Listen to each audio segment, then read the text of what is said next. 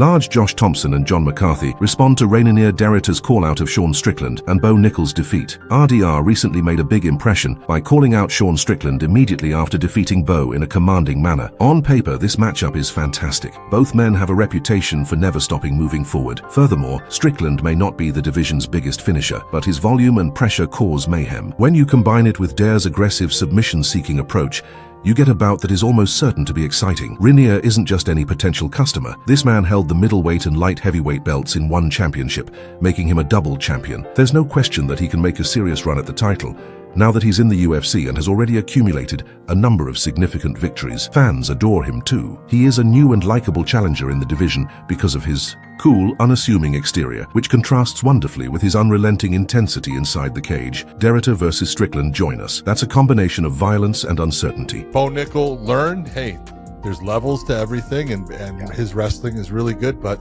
he's going to have to, he's going to have to get better everywhere, because there's those guys, the levels change as you go up the ladder, and everyone gets tougher. So, yeah, it's his loss. Big deal. Everyone's going to get one. And I just think that, RDR is putting himself out. And I love the call out of Sean Strickland. I thought it was a great call out. Yeah. Man, put yourself way up there because he's way up there. Way to go. That's the way to do it, because he does have, look at Sean's actually good on the ground. He doesn't like to be there, but he actually used to be a damn good grappler.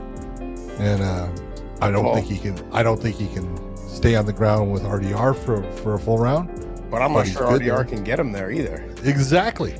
The one thing that I think RDR is looking at is all you gotta do is get you to move backwards, because we know Sean doesn't fight the same going back. John Anik offered his opinion on Islam Makhachev's possible decision to advance to welterweight in order to compete for the title of double champion rather than face Ilia Topuria in a super fight. Islam is uninterested in taking on another featherweight, particularly one as marketable and dangerous as Topuria. The welterweight champion or a great lightweight fighter like Justin Gaethje would be Islam's ideal opponents. In actuality, however, defeating Gaethje alone would not be as beneficial to Islam's legacy as defeating someone like Ilia, because Islam isn't just about defending belts at this point in its history. The goal is to create a CV that exudes excellence. Beating the unbeaten explosive Georgian phenomenon Turia, a rising international star, eliminating a man like that who is gaining weight would have a significant impact on legacy. Moving up to welterweight does have its own splendor, especially when you consider the rare company of double champions and the temptation to hold two titles. The reality is that even if Islam defeats Topuria and wins the welterweight title, his legacy will still be marred by the fact that he never faced Ilia. This is particularly true if Topuria goes on to win the lightweight title and establish his own reputation there. He has long desired to chase status as a double champion. He doesn't necessarily, Islam, want to cement himself as the greatest lightweight of all time, distancing himself from Khabib Nurmagomedov or BJ Penn or Benson Henderson, right? Islam wants to be a double champion and have a belt over each shoulder and potentially defend both. At least try to defend both, defend lightweight one more time, and without an obvious number one contender, because Arman Tsarukyan sort of fumbled the bag.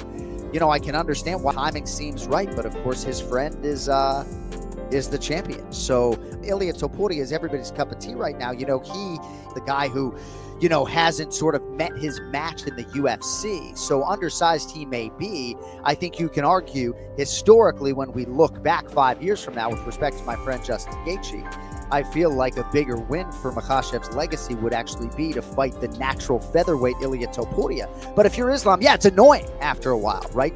Joe Rogan shared an interesting exchange with UFC heavyweight champion Jon Jones on a recent episode of The Joe Rogan Experience, in which Rogan urged Jones to challenge interim champion Tom Aspinall. Given his speed, strength, and versatility, Jones would face a formidable opponent in Aspinall. A triumph over Aspinall would cement Jones's reputation as a heavyweight champion. The persistent rumors about a possible fight between Jones and Aspinall are fueled by this exchange. Although there is currently no official date for the fight, both combatants have indicated interest. Aspinall has made no secret of his desire to fight Jones, saying that it is the battle that must take place. Jones has been largely mute on the subject, raising doubts about his motivations and preparedness to challenge the interim champion for the championship. Although the UFC has not yet revealed a date for the possible fight, interest is growing. Both observers and fans are excited to see if Aspinall can step up to the plate and if Jones can take the challenge. All that stuff fucks with him. It's gotta fuck with him. Aspinall is like, we've only seen him smash. We've never seen him be the nail. Jon Jones has had some trials and tribulations, but the skill set and the ability to push deep into rounds is nuts. I had a conversation with Jon and I said, listen, dude, you're still the greatest motherfucker of all time and you could show the world. After Colby Covington made fun of him during a recent podcast interview with Tim Welch, Jon Jones didn't hold back. Colby claimed in the video that Jones was avoiding a legitimate challenge by avoiding Tom Aspinall. However, Jones immediately stepped into the Instagram comment section and unleashed loose once the video was posted. Yeah, I don't think Jon is fighting him. I think he's going to duck him and go into retirement. Really? Yeah, I believe so. They're definitely trying to make it happen, but you heard that interview with Aspinall yesterday. He's like, dude, I'm done talking about Jon. They're not getting this fight done until it's signed. I just don't want to talk about it anymore. So you can see the frustration from Aspinall's side. You know, Jon's ducking. He's trying to ask for an unreasonable price, man. You can't be asking for $40-50 million. You don't draw money to the company like that. So, you know, I think that he's going to end up retiring before he fights Aspinall. The value for money is excellent. Went on a brief tirade accusing Colby of being envious. This is exactly how jealousy would appear if it were a real person. Since college, I haven't actually seen Colby. It could only be one thing for him: to be so hateful. Look at the passion in his eyes, please. What a depressed boy. Drama has previously been sparked by Colby's trash talk, particularly in relation to Jon Jones. For years, these two have been disparaging one another. The Ball, Ian Gary's backup role at UFC 315, has been eliminated by Muhammad. Gary recently announced that he had been nominated as the official backup fighter for the main event between Muhammad and Jack Della, to which the UFC welterweight champion responded. When discussing Gary's backup status on the Anik and Florian, Joe Bal didn't hold back. Quotation, "This man looks like he was beaten, especially in that 5th round, so there's no way he's going to strap up as the backup. Given that I'm not pulling out and that Jack is traveling all the way from Australia, will it be worth it for him to make weight again?" Muhammad is getting ready to defend his title, and the anxiety is evident. Furthermore, Muhammad is adamant that Gary is not a viable backup at UFC 315, given the current uncertainty surrounding the top contender